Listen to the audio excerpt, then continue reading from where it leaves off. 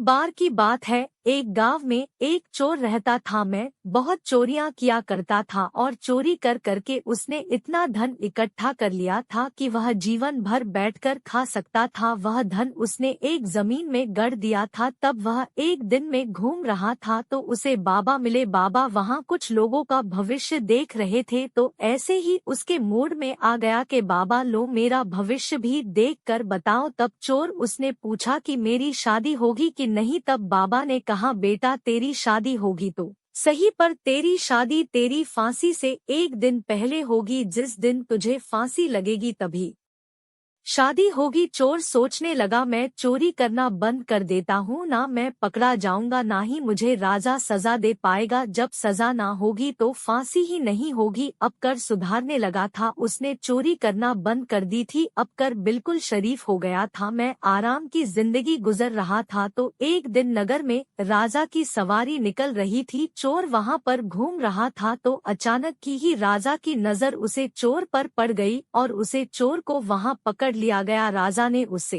पूछा कि तुमने यह हार पहन रखा है, यह हमारा है? तो चोर ने ईमानदारी से कहा हाँ महाराज, यह हार आपका ही है, मैंने ऐसी राजमहल से चुराया था। राजा ने उसे दंड दिया और पकड़कर अपनी महल ले गया और जेल में डाल दिया। अब चोर सोचने लग कि अब मुझे तो फांसी हो गई। उसे बाबा ने जो कहा था उसकी बात सत्य हो गई। अब मैं तो मरने वाला हूँ, कल मुझे फांसी हो जाएगी। तो महाराज ने उससे पूछा कि बताओ तुम्हारी कोई आखिरी ख्वाहिश है? तो चोर ने कहा मुझे खुले आसमान के नीचे रात भर किसी चौराहे पर रहने दे, सुबह तो मुझे फांसी हुई जानी है। अब चोर को एक पेड़ से बांध दिया गया और वह रात भर चौराहे पर बना रहा। तभी वहां से एक माँ बेटी गुजरती है। वह बहुत गरीब थी, अपना पेट पालने के लिए भी उन पर भोजन नहीं था। वह दुखियारी इधर से उधर भटक रही थी। तब चोर को प्यास लगी, वह पानी पानी मांग रहा था। उसे पानी वहां देने वाला कोई नहीं था। तब बूढ़ी औरत ने अपनी बेटी से कहा पानी पिलाने को। उसे पानी पिलाया और चोर होश में आने के बाद चोर ने उससे पूछा मांझी क्या यह आपकी बेटी है?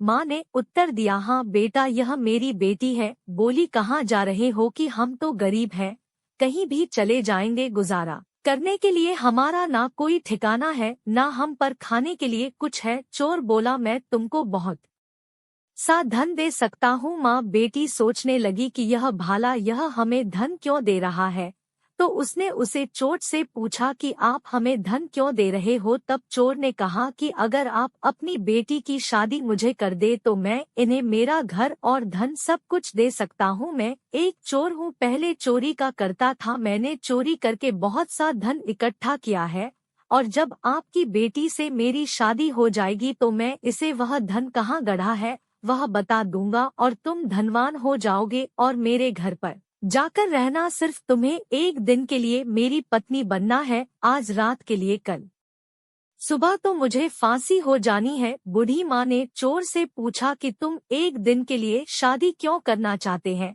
तब चोर बोला कि मेरे मरने के बाद मेरा पुत्र मेरा पिंड दान कर सके, यह मेरी आखिरी इच्छा है।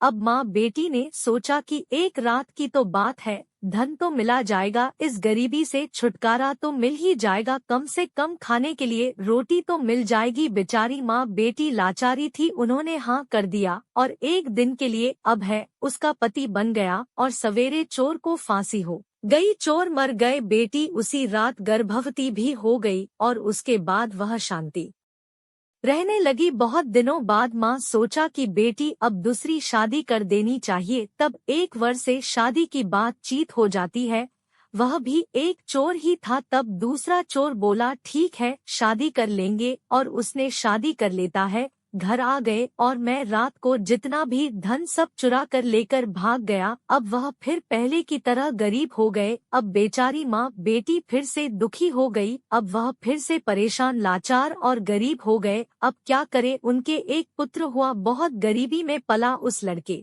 भाग्य में राजयोग था, अपना गुजारा मेहनत मजदूरी करने के लिए दूसरे नगर चल जाते हैं।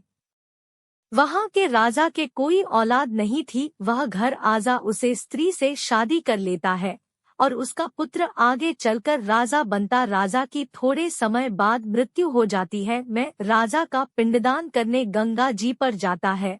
वह जैसी गंगा जी पर पिंडदान करता है तो उसे गंगा जी के किनारे 3 हाथ उठाते हैं, उसे पिंडदान को 3 हाथ मांगते हैं। क्या हमको दो पुत्र। सोच में पड़ जाता है कि मेरा असली पिता कौन है, मैं किसको पिंडदान करूं। अब आप बताइए कि उसका असली पिता कौन है, पहले वाला चोर या दूसरा चोर या वह राजा, किसको पिंडदान किया जाए दोस्त। तो कमेंट अवश्य बताएं दोस्तों। वीडियो अच्छी लगी हो तो एक लाइक करें और वीडियो को सब्सक्राइब अवश्य करें। धन्यवाद दोस्तों।